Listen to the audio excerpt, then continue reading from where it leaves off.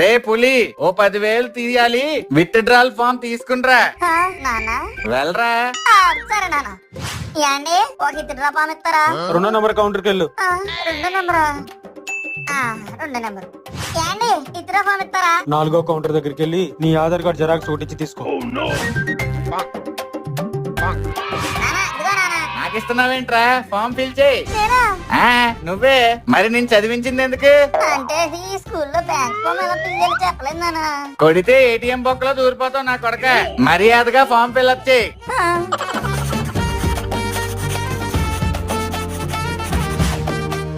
దీనికి Aadhaar card pan card xerox attach చేయాలి కదయ్యా. వెనక్ కూడా ఒక సంతకం పెట్టాలి కదా.